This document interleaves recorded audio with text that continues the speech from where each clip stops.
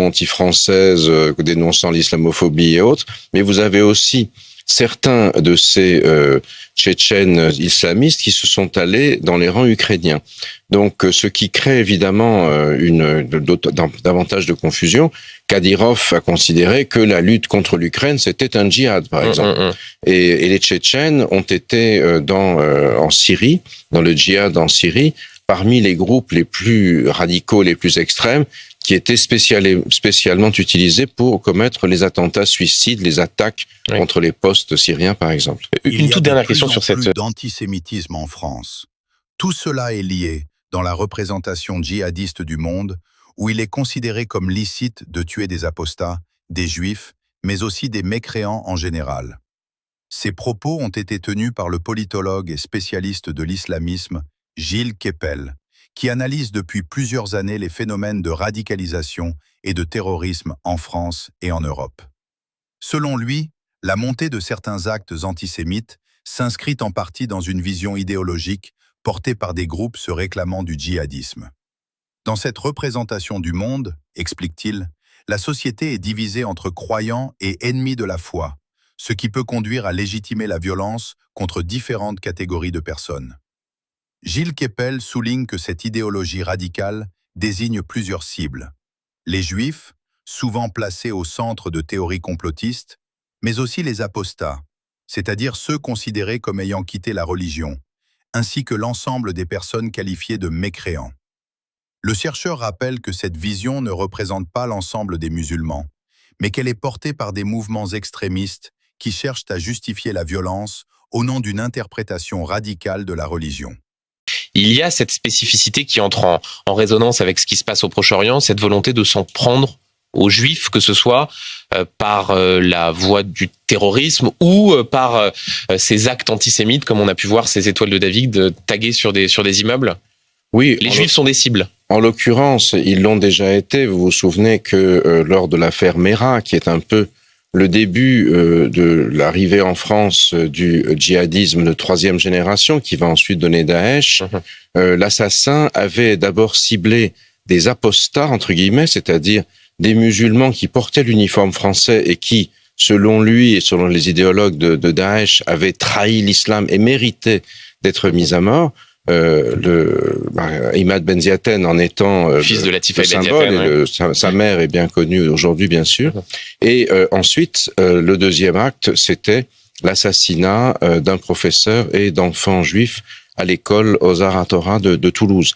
Donc tout ça est lié, si vous voulez, dans la représentation djihadiste du monde, et il est licite de tuer des apostats, des juifs, mais des mécréants en général par ailleurs. Et donc toute la difficulté justement, et c'est aussi un enjeu très important à l'intérieur de ceux qui font profession d'enseigner l'islam, de le prêcher, etc. Bien évidemment, en particulier sur notre sol, de faire la différence entre ce qu'est l'expression légitime d'une foi, d'une confession, et ces déviances particulièrement préoccupantes qui aujourd'hui demandent une vigilance accrue de la part de ces responsables eux-mêmes. Gilles Kepel, il y a la défense de la cause palestinienne, de la solution à deux États, et puis il y a parfois ceux pour qui l'antisionisme est au fond un prétexte à une forme d'antisémitisme. C'est ce que vous constatez. On a vu certains panneaux dans des manifestations à Londres, parfois à Paris, même dans ces manifestations interdites. Il y a parfois cet antisémitisme et cet antisionisme qui peuvent se confondre. Oui, qui peuvent un peu se superposer, effectivement, et c'est du reste le problème des gens qui maintiennent l'ordre, du préfet de police, par exemple, Laurent Nunez, qui est très soucieux de distinguer des manifestations pour la Palestine, et des gens peuvent parfaitement, légitimement exprimer leur soutien à la cause palestinienne, comme ils peuvent exprimer leur soutien à Israël.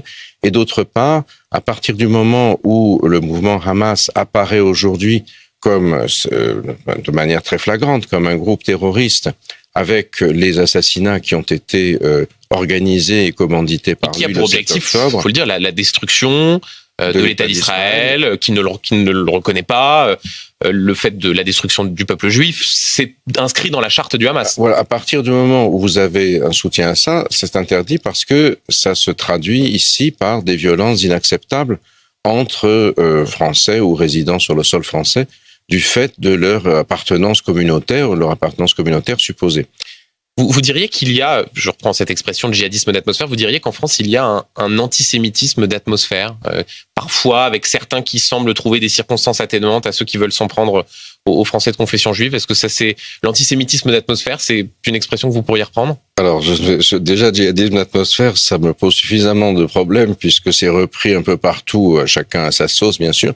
Non, je crois quand même qu'il faut raison garder. La France est un pays qui s'enorgueillit à juste titre d'avoir fait cohabiter en son sein la plus importante population juive, je n'aime pas trop le terme communauté personnellement, mais population de confession d'origine juive d'un côté et population d'origine musulmane ou de culture ou de croyance musulmane de l'autre.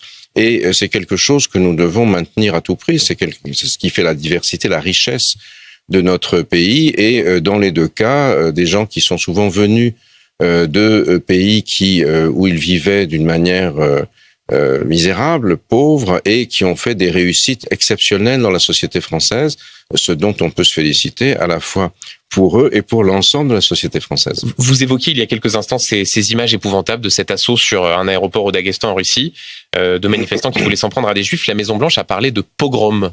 Ce sont des pogroms. Oui, c'est-à-dire que ça évoque ce genre de choses. Vous voyez, le pogrom, c'est un terme qui appartient au vocabulaire des exactions qui étaient menées dans l'Empire tsariste, et le Daghestan est une république russe, donc elle est héritière de l'Empire tsariste, à très large majorité musulmane, voisine de la Tchétchénie et de l'Ingouchie, d'où sont originaires aussi ceux qui ont assassiné Samuel Paty et le professeur Dominique Bernard, et pour lequel un procès, vous le savez, a lieu en ce moment à Paris, enfin vient de s'achever, ou est en train de s'achever, à propos du meurtre du quartier de l'Opéra, commis également par une personne originaire de Tchétchénie. C'est une longue tradition d'opposition à la colonisation tsariste par des groupes musulmans dans lesquels le djihad s'est radicalisé et aussi s'est poursuivi à travers l'immigration, ce qui nous pose un très gros problème aujourd'hui. Il y a un danger spécifique. Gilles Kepel insiste également sur la nécessité de comprendre les racines idéologiques du djihadisme afin de mieux lutter contre la radicalisation et prévenir les violences. La question de l'antisémitisme reste aujourd'hui un sujet majeur de débat public en France, impliquant à la fois des enjeux de sécurité, de cohésion sociale et de lutte contre toutes les formes de haine.